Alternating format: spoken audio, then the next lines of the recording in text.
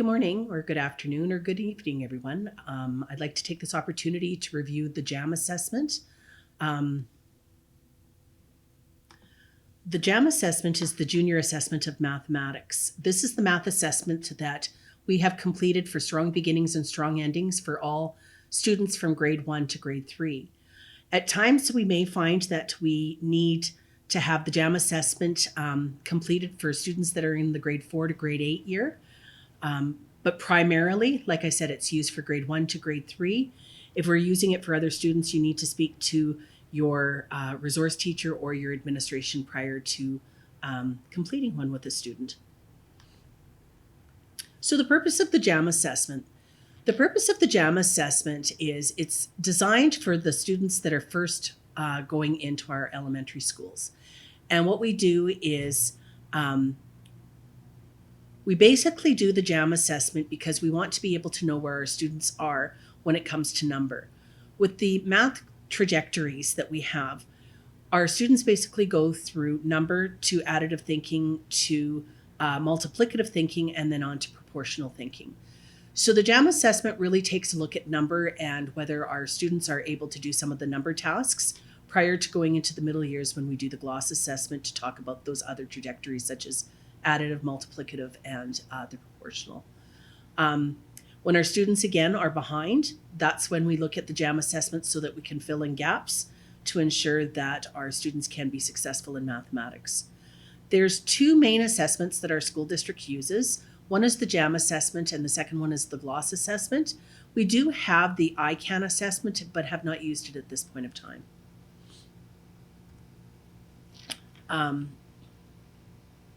A bit of a note that I want everyone to kind of look at. We need to go in with the understanding that a child's response could be the basis for determining the number framework stage or the mathematical standard is appropriate for that child.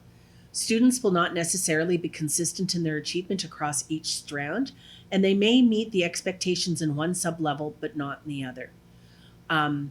Numeracy, just like literacy, this is one assessment that is going to test everything. Or there is, not one assessment that is going to be able to test everything.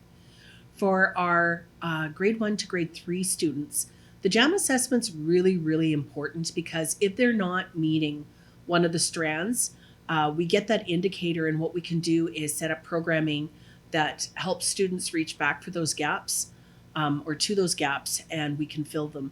We do this through our early intervention program.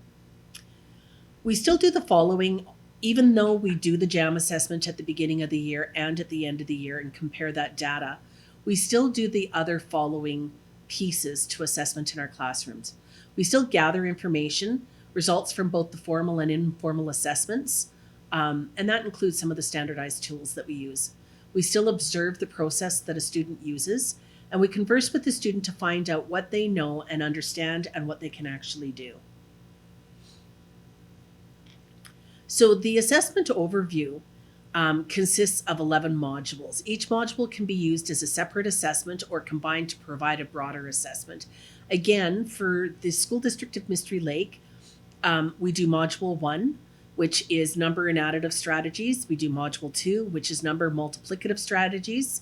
We do Module 3, which is numeral identification. We do complete Module 4, which is number forward sequence knowledge. Module 5, which is number backward sequence knowledge. Module 6, number fraction knowledge. We can do that, and we will start doing that from the year 2024 on. We do Module 7, which is number grouping and place value knowledge. And we do Module 8, which is the basic number facts. We do not complete Module 9 as an expectation, which is the algebra and the patterns, because that's easier to do within our classroom environments, as well as geometry, shape, and measurement. If you do choose to do the Module 9, 10, and 11, that's fine as well. That's an individual preference. So as we're administrating the assessment, we know that we as a district do it for strong beginnings and strong endings, and we're working towards 100% achievement that every classroom teacher from grade 1 to grade 3 completes the JAM assessment. Like I said, we'd like you to be able to do module 1 to 8 and complete that. I am adding on the fraction module come next year. If a child has already mastered a module, you don't need to repeat it. So if you know that a child has mastered a module in grade 2, you don't have to repeat the assessment in grade 3 or that part of that assessment. If you're curious about retention, that would be the time that you would do that, though. There is a math progression report that follows the students from grade 1 to grade 8. And this will be helpful when it comes to programming for our students. So basically, like I said, I do a comparative every year between the strong beginnings, strong endings, identify students that are having the difficulty in the JAM area with number. And those are the individuals that are selected to have additional assistance in filling in gaps. We need to remember that this assessment is a moment in time. Our kids have good days and our kids have days that they're really not up to the task. And we need to remember that when we're doing this assessment, we may need to choose a different time for them to be able to do it. You may see that a child starts the assessment, isn't doing well. You may want to stop the assessment and try it on another day. You may need to look at a different environment or a different time. They may be able to demonstrate the type of question you were asking independently if those options are given. Assessment is very nicely put together, or this assessment is very nicely put together. It gives the direction and the instruction for the administrator. You just have to make sure that you're going through the teacher manual. One big mistake that some people have done is they've taken the answer key to the assessment and they've just done all of the questions. The JAM assessment takes a little more time because you have to go through the results and make a decision. And you'll see that sometimes I'll give the student manipulatives to play with while I'm making that decision of what I'm going to do next. If you're unable to determine whether the child can or cannot provide an answer, this kind of gives you the opportunity to question the child to validate what your decision is going to be. You can ask probing questions such as, how did you get that? And sometimes that just gives us the insight on how students are actually working through the math concepts. If you're working with a child that has difficulty speaking the English language, you may want to be able to rephrase the questions in a way that they can understand. Just make sure that you're not changing the intent of the question. 6 plus something equals 13 is not the same as 6 plus 7. So we're not going to be offering that as a way that we're going to get around the English language piece. So note that there's stages. The nice part about the JAM assessment is it really does align with the Manitoba curriculum. And that's why we've been using the JAM assessments. So when you look at the stages 0 and 1, that's really looking at early kindergarten. When we're looking at stages 2 to 3, and that's counting all, that's kind of after kindergarten level. Stage 4 is really getting into the advanced counting. And we normally see this after grade 1. And then come the early stage 5, we're really starting to look at that early additive. And this normally starts occurring after grade 2. So within the kit, there are a variety of materials that you have to make sure that you have or need to gather.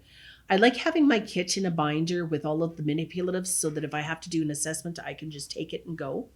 You need to make sure that you have the Junior Assessment of Mathematics Teacher's Guide. This is really important. It has all of the pieces that you need.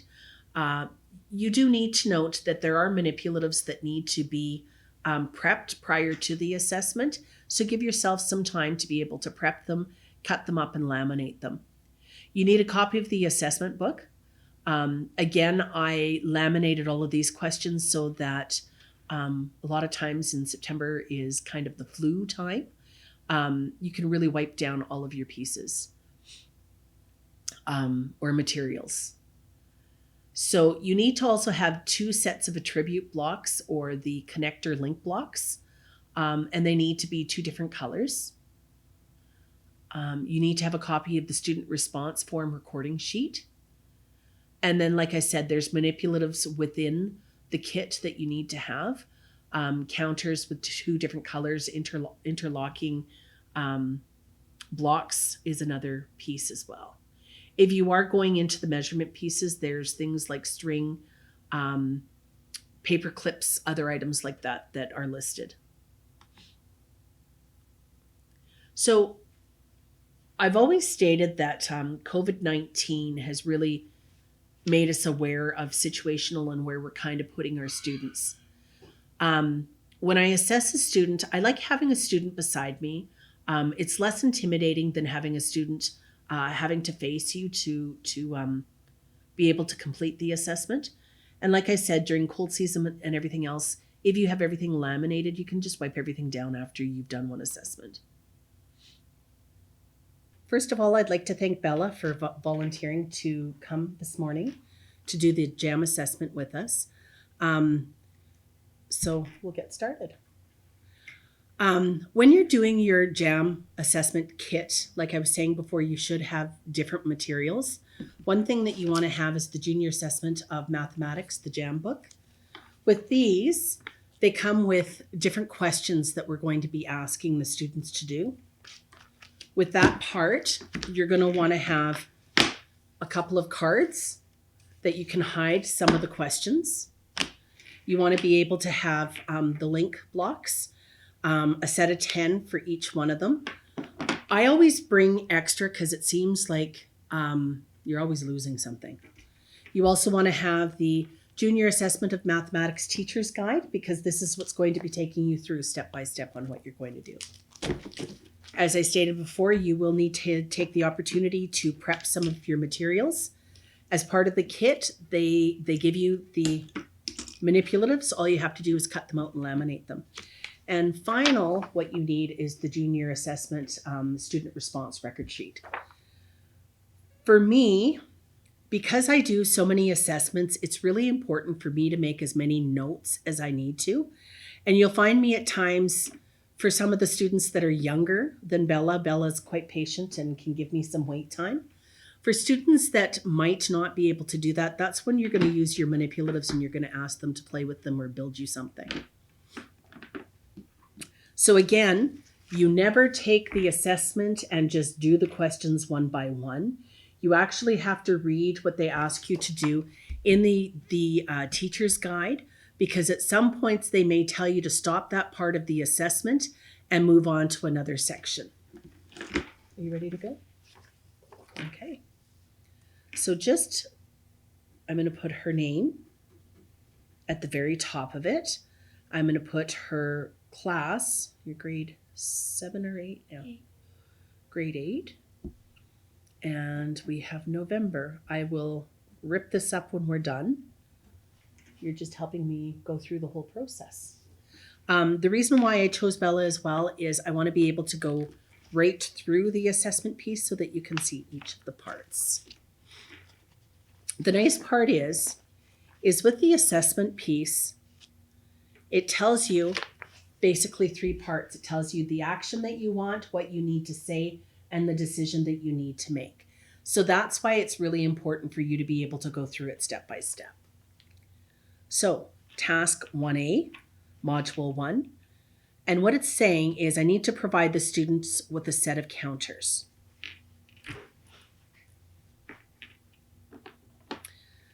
So I want you to get 9 counters for me. Can you get 9 counters for me?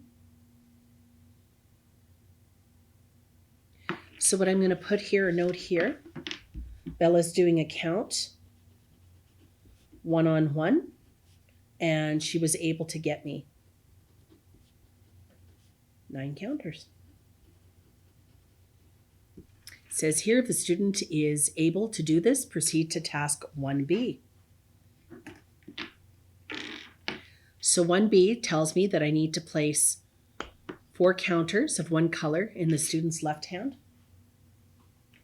Now what I'm going to do is I'm going to get her to close her fist and turn it over so that she can't actually do a count. And then I'm going to do a different color in the other hand. And that is going to be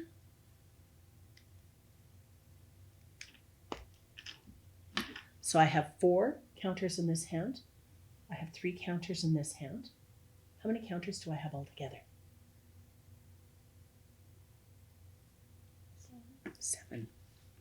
So she did 7 counters for me altogether. Now, I might not be sure on how she did that, so I'm going to ask her a few questions. Bella may say to me, I just know the answer. And if you know the answer, you might want to dig a little bit more. Bella, how did you get the answer to that?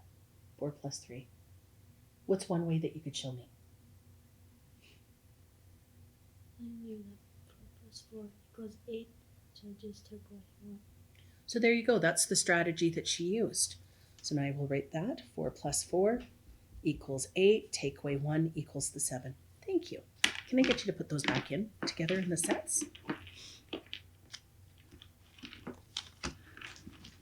Now we're going to pull into this piece. And I want her just to be able to see the one question at one time. So what I'm going to do is I'm going to take 8 counters and I'm going to put them under this card. And you'll notice that I have a flat card, so she can't see it unless she needs to. And the next one that I have is I'm going to put 7 cards or 7 cubes under this card. 8 plus 7, how much do I have altogether? 50. Okay, so I'm going to put 15 here and I'm going to ask Bella. Bella, how did you get that? I knew 8 plus 8 equals 16, so I just took away 1. Okay, so she put 8 plus 8 equals 16. And then you did what? I took away 1. Then you took away 1. And what was the answer? 15. 15. Now, if something happened that Bella wasn't able, let's just pretend that you weren't able to do this, okay? I'm going to say to her, well, Bella, here we had the 8 and here we had the 7. So 8 plus 7 is what? What could we do with that? Bella could use the 8 and count on at this point of time. 8, 9, 10, 11, 12, 13, 14. and that could be one way. If she still can't do it, you can undo both sets. And at this point of time, she'd be able to do a 1-to-1. So here I need to make a decision on where I'm going to go with it. For me, I know that Bella was able to complete this task by using an additive strategy. So I'm definitely going to put her onto 1D. If something happened that she did not, if the student was unable to count on like 9, 10, 11 all the way up, I'd have to rate them as a stage 4 and I'd proceed to module 2. So I wouldn't finish the rest of these here. Because she was able to do it though, I would continue on to the next task. Oops. So what I'm going to do is I'm going to get you to put those back together for me. And then again, I'm going to make it so that she can only look at one equation at one point of time. So if I have 14 all together under that card, right?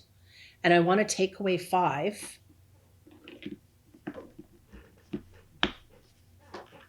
How many do I have, Bella? 9. So Bella's telling me that I have 9. Bella, how did you come up with that?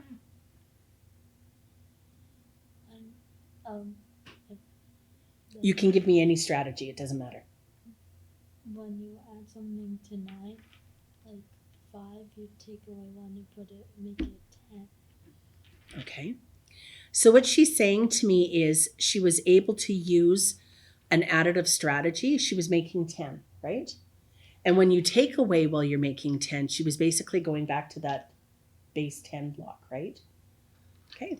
So with that and saying that, she's really using still an additive strategy, which is an early stage of 5. So with that, I'm going to continue on. If something happened that she was starting to count back like 14, 13, 12, 11, 10, 9, that would be an earlier stage 4 strategy. I'd rate them as a 4 and I would still proceed on to 1E. So here I'm going to flip.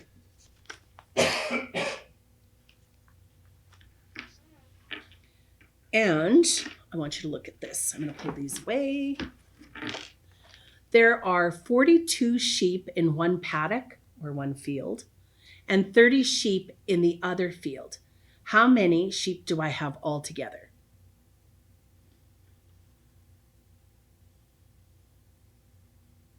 72. And how did you get 72 on that one? I added 4 and 3, and then made it 70, and then added the 2. Perfect. So what she's starting to do is she's starting to talk about some of those additive strategies, and she's starting to use place value is what she's doing. Now, she said the 4 and the 3, awesome doing that. But that's telling me that I might have to look at a little bit of her place value pieces, because that would be 4 what? When you say 4, remember the 4 tens or 40 in grade 4? And the 3 would be 3 tens or 30. Yep. So it'd be the 40 plus the 30 that equals 70. Absolutely. And 70 plus 2 is 70. Beautiful. Well done, Bella. So in saying that, she has completed the 1E. And what it's telling me to do, because she is using those additive strategies, she's still in the early stage of 5. With the early stage of 5, what I'm looking at that is the early grade 2, or she's at a grade 2 level. So if this little one was, let's pretend that Bella was in grade 1, that would tell me that she's actually working at a grade 2 level in mathematics. I want you at any point of time to give me the wrong answer too. I'm giving you permission to kind of play with me once in a while, because in saying that, that's going to really show us what I'm going to do as a different option, okay? So you're going to kind of keep me on my toes a little bit. Does that sound good? Okay. So she has completed that part, and what we're going to do is we're going to go into, don't make it too hard for me, Bella. Okay? We're going to go where it tells us to go into task 2 or module 2. And that's back into this piece again. So there's my monkeys. There are 8 monkeys. If each monkey eats 2 bananas for lunch, how many bananas will have been eaten?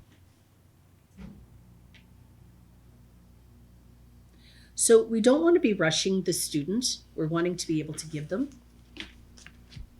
the time that they need to be able to figure this out. And I'm pulling the manipulative closer to her so that if she wants to be able to count them and be able to use the manipulative however. So what do you figure, honey?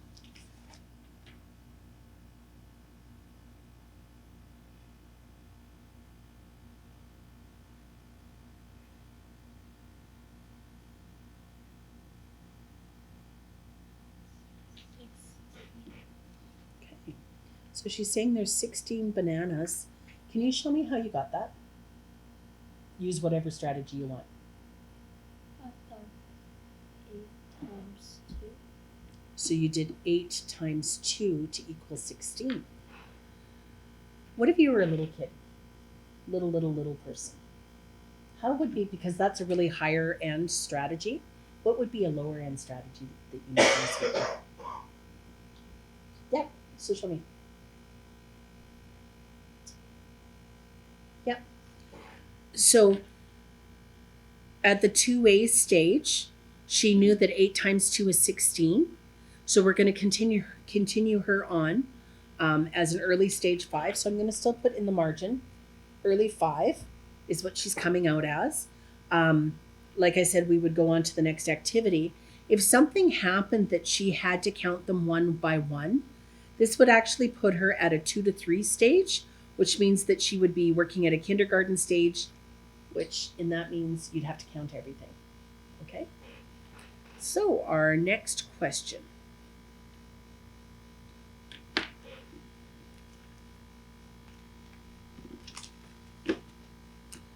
How many pieces are there in this circle? 4. Do you know what the shaded colored area is called? What is this? Oh, a fraction. This is a fraction. So what fraction is that? 1 out of 4. 1 out of 4 or 1/4 or 1/4. So for this piece, she was able to identify that it is 1/4 or 1/4 or 1/4. So I would put that, yes, she was able to get that piece. And what I want to be able to look at is her being able to do equal partitioning. So if I had 12 jelly beans, and I want you to be able to share those jelly beans equally, how would you do that?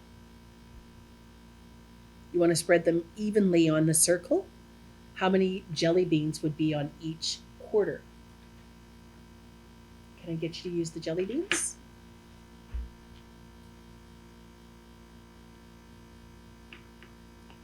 I would make a note on here.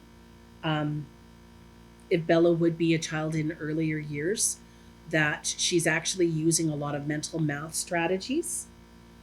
And what I'm finding that I'm going back and kind of encouraging her to use the manipulatives, but in saying it, if she was in a grade 1, 2, 3 level, I'd be noting that she is using a lot of mental math.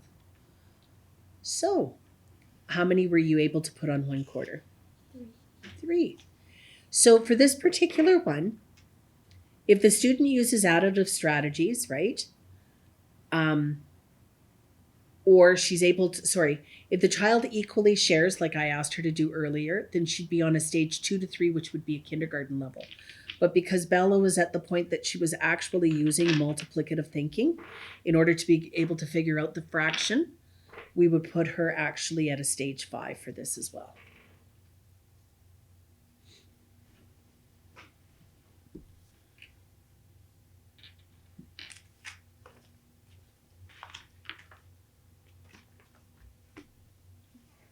So, in this box of tennis balls, there are 6 in a row. So there's 6 in a row. And each row has 5 balls. So each row has 5 balls. How many tennis balls are there altogether? 30. How'd you get 30? Mental math. Show me. 6 times 5 equals 30. So she did 6 times 5 equals 30. So in saying that, again, our decision looking on this, if the child knows 6 times 5 is 30, and it's a known fact, we would again put Bella up at a stage 3, which means that we would proceed on to module 3. Do you mind putting all of those back together for me, Bella? Thank you.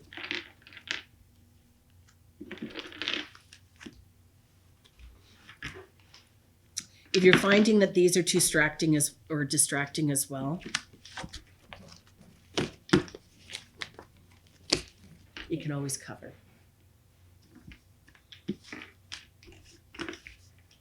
At this point of time, you're going to grab your 3A number identifier cards.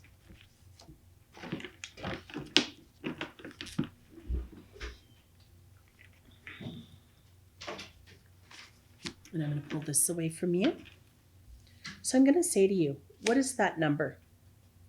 3. Can I get you to flip it over and we're going to start making a pile? What is this number? 9. Okay. What is this number? 5. Okay. I'm ticking off as she's able to say each of the numbers. What number's that? Okay. Yeah. What number's that? 8. Yes. What number's that? 6. Okay. And this one? 0. Okay. And this one? 4. And can you flip that one? And that one? 2. And this one. 7.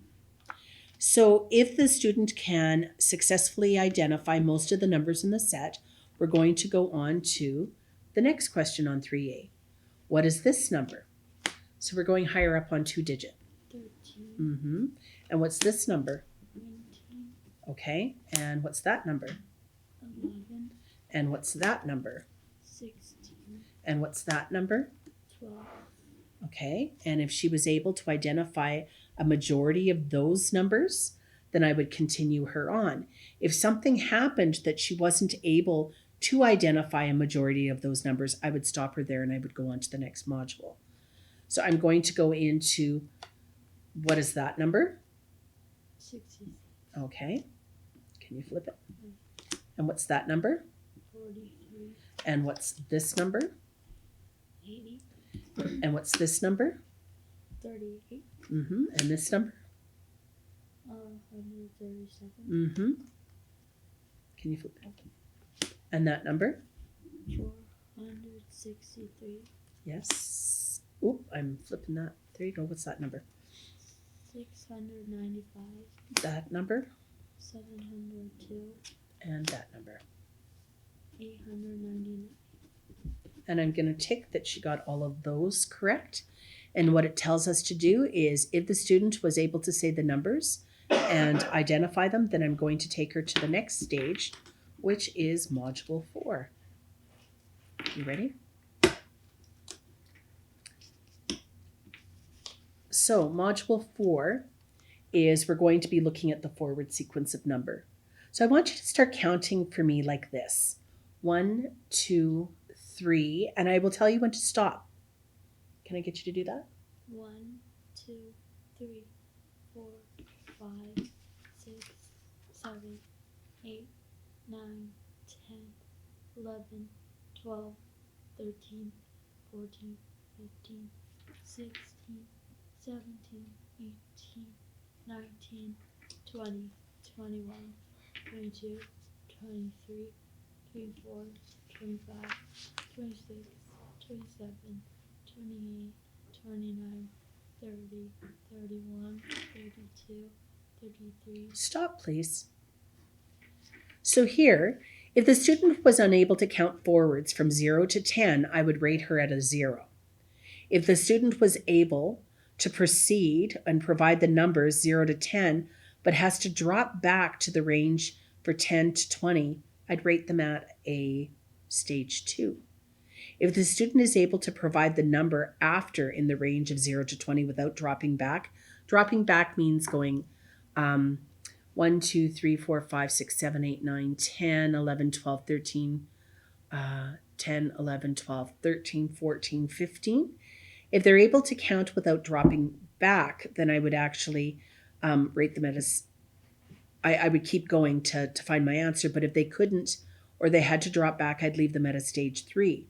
If the student was able to provide the number after in the range of 0 to 100 without dropping back, I'd again put her at a stage 4.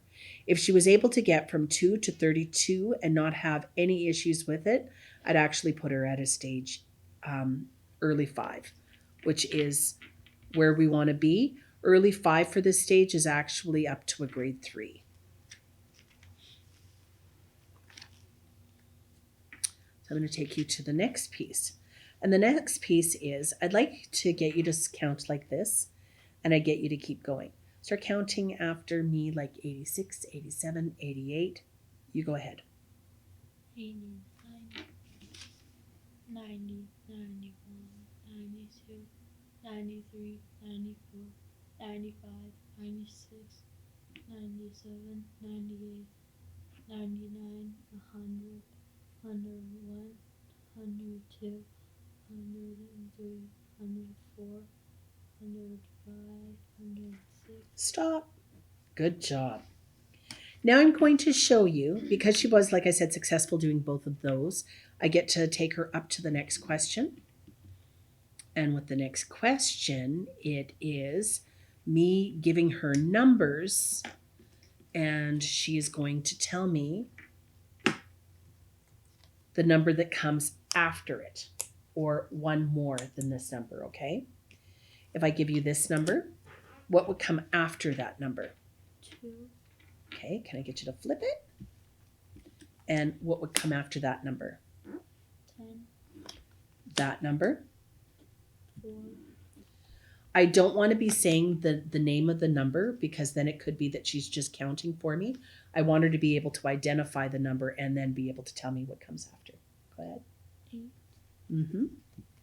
That one. 14, That one. 12, 20,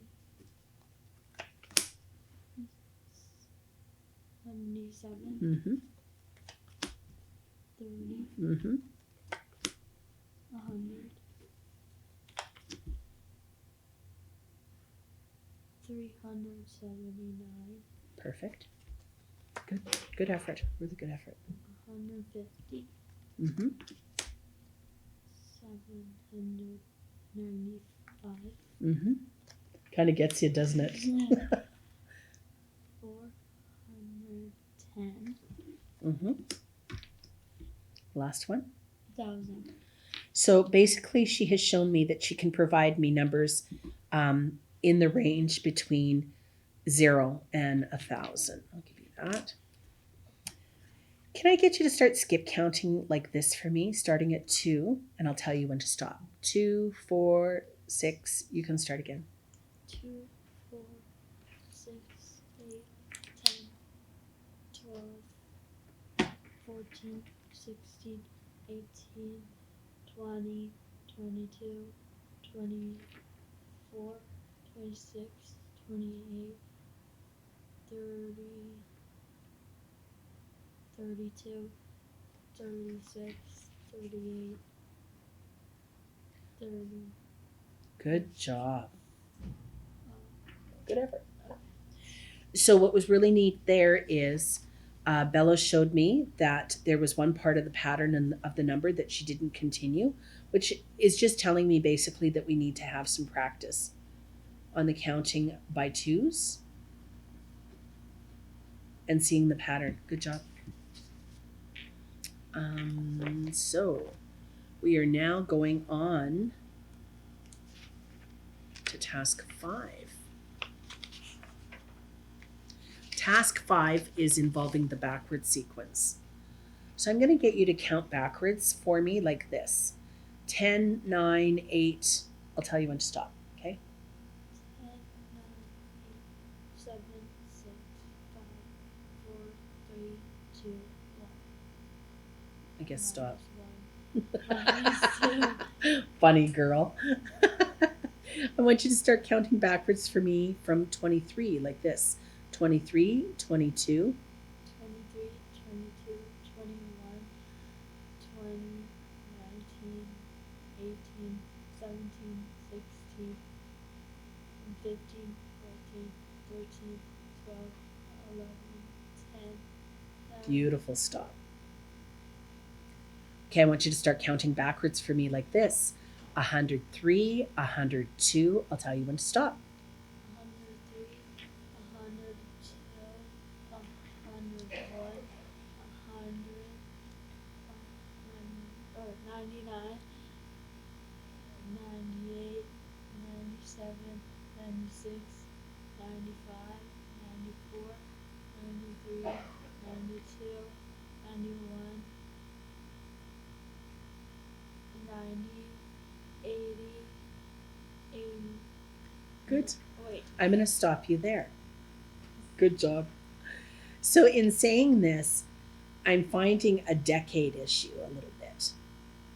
So as Bella's counting backwards, good for you, Bella. When she gets to that decade number, she's having difficulty seeing the pattern of 80 being 79, 78, 76, 75, 74, 73, 72, 71. When she hits that 70, she's having issues with seeing that pattern again. So I'm just going to, thank you, put down that there is a bit of a decade issue. So in that being said, I would continue on with my assessment because I want to see if she can tell me what number comes before the one I list to her. So here we go. Can I ask you what number comes before that? 3, Mm-hmm. 8, 5, 7, 12, 12, 10, 19, 79, 29, 99, 260, 575, 399, 229, 999. Good. That was confusing. Did you find that a little confusing? Yeah. With the decade numbers?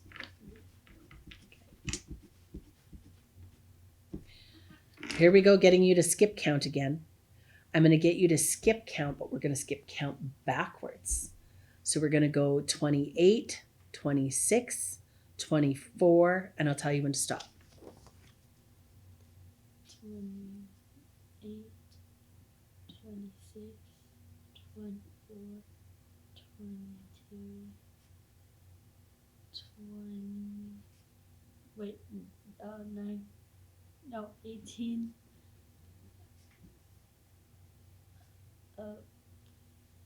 14. No, 16.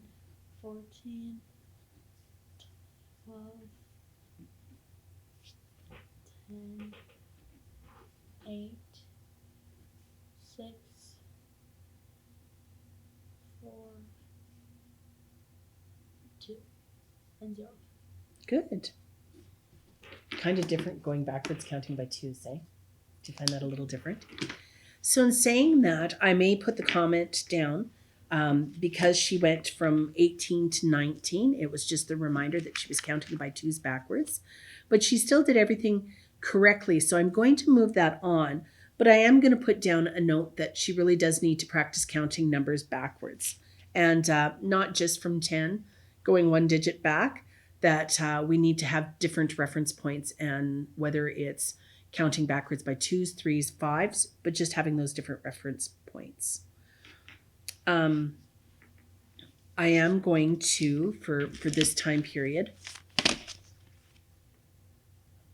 do you know what? I'm going to make you do the fraction piece with me, because I did state that I was going to get teachers to start doing fractions, right? So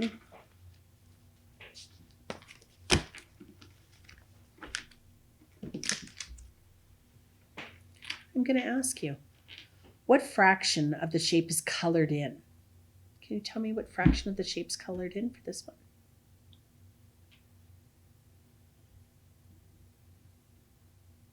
12.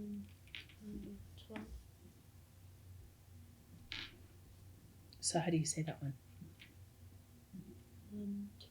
12. What's this? 1/4. Mm-hmm. 1/3. Mm-hmm. 1/5. Mm-hmm. 1/2. What do we call it when it's 1/2s? Half. You bet. So in saying that, she was able to complete and tell me the fraction of each of the colored state or areas.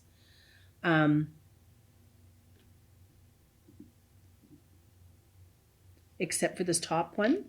She said that it was 1/12. You're tricking me. And it's really 1/10. So if the student names all the fractions except for 1/10 successfully, I would actually put her on a stage 4 right now. And that means that I would need to identify the different symbols of halves, quarter, thirds, and fifths and kind of work on that piece. But in saying it with my Bella, I'm going to keep going on.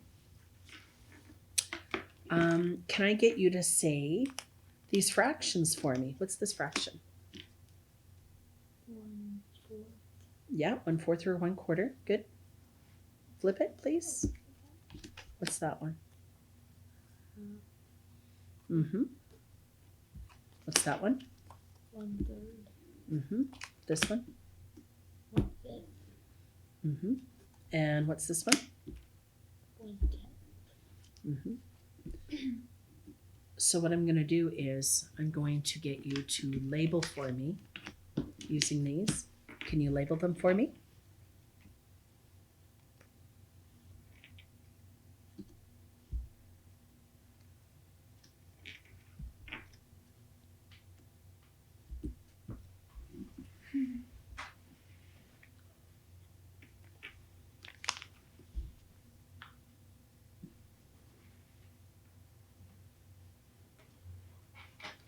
So I would rate Bella at this point for the 4 or for the 6B.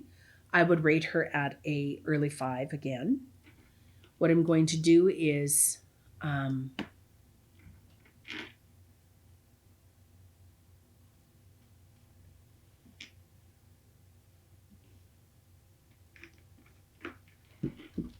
this up first.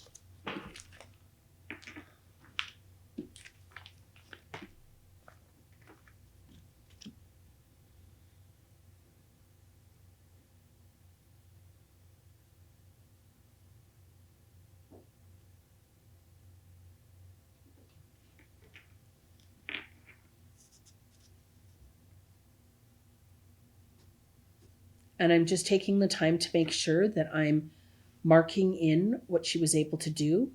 1/4, 1/4. I would be showing Bella that those two are equivalent and are the same. And because she got all of that correct, we would be moving her along to Module 7. Module 7 is grouping and place value knowledge, but it's also a little bit of subitizing to see what cards they're able to get. Okay. So with subitizing, what you want to be able to do is see how many answers they can get. And I'm only going to show you these dots for a couple of seconds, okay? You tell me what you see. 6.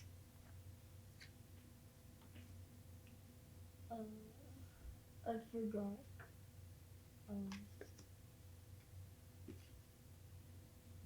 Wait. That's okay.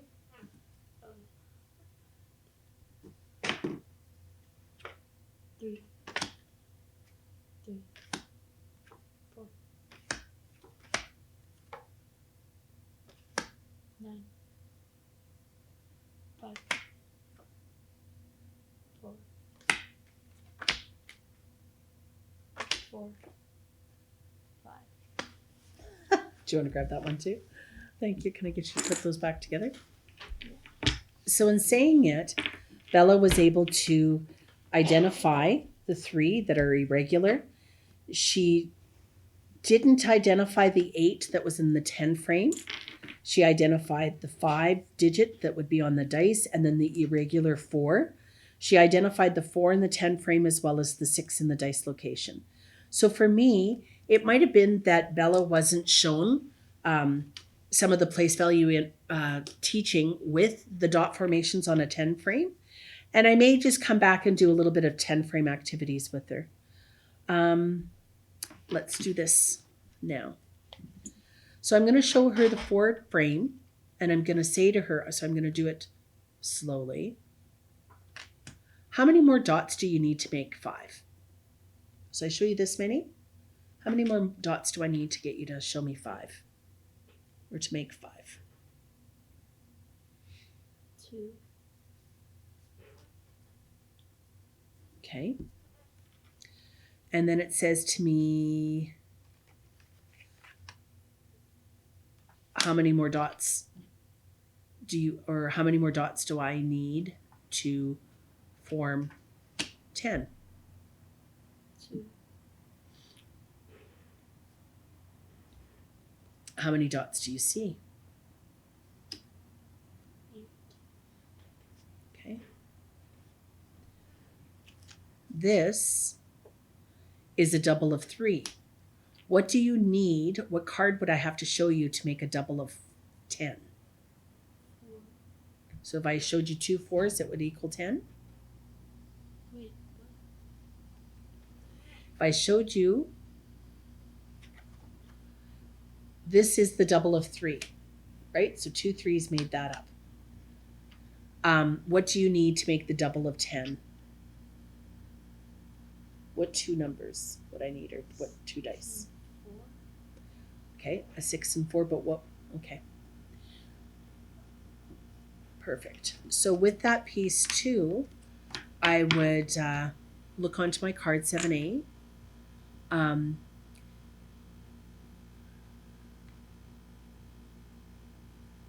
So if the student was unable to recognize the 4 and the 1 to make the 5, then I would put her on a stage 1 to 2. If the student is able to recognize 4 and 1, rate them at a stage 2. With the double 3, what do you need to make the double in 10? If she was able to say 5, then I'd rate her at a stage 2 and proceed to module 8. And that's what I would do in this particular sense. If I was to continue going on,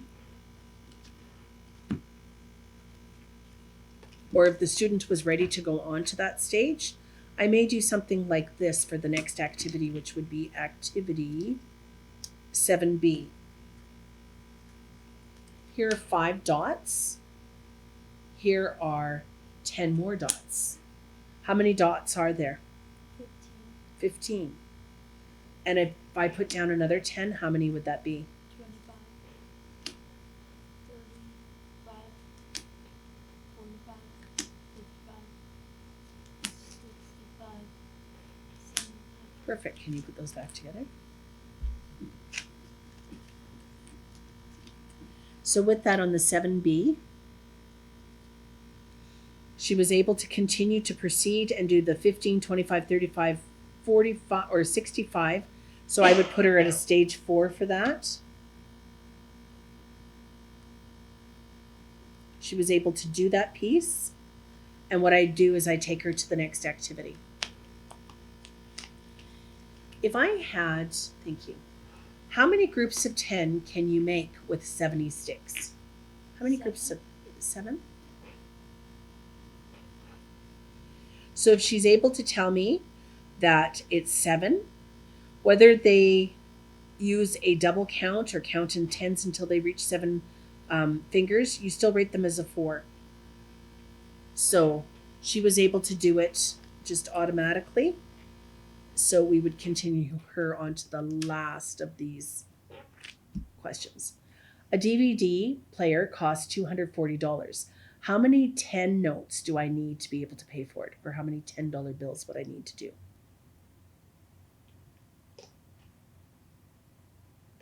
Can I get you to put your hands on the table and use your fingers to count if you can demonstrate that way? Mm-hmm.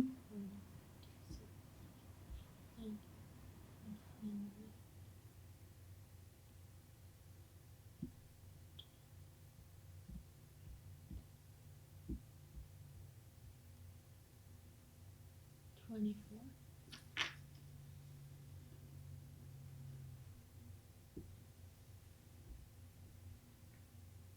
So if the student was counting in increments and did it correctly, then you would rate them as a stage 4.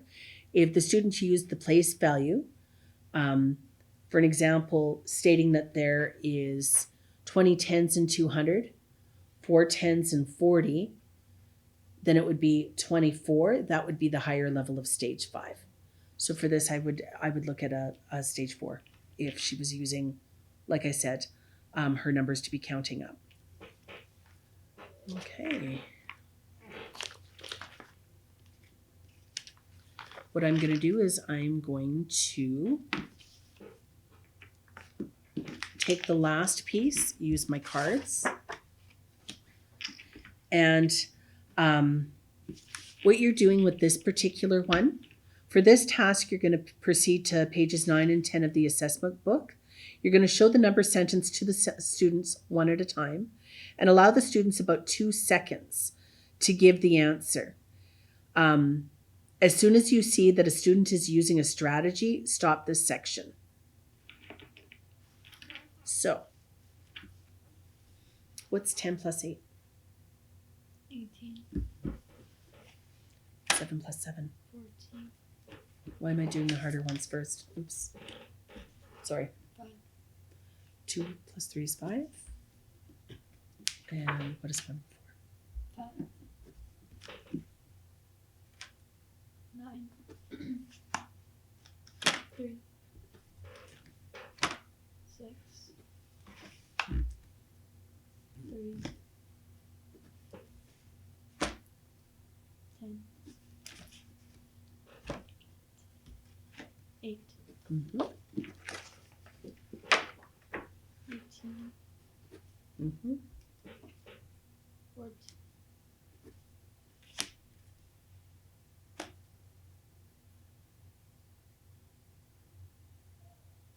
Okay. So because I'm waiting for a recall that took more than the 2 seconds, I'm going to go on to the next one. What's that one? 11, Mm-hmm. 4, Pretend you don't know the answer to that one. Okay. She doesn't have the answer to that one. So I'm going to circle it. And let's pretend you don't have the answer to 8 plus 6, okay? So let's say that she doesn't have the answer for 8 plus 6. I'm going to stop right there. And what I'm going to be able to do is say to Bella at this point of time, I'd say to her, thank you very much for your time. And what I'd start doing is I'd start going through some of the data pieces.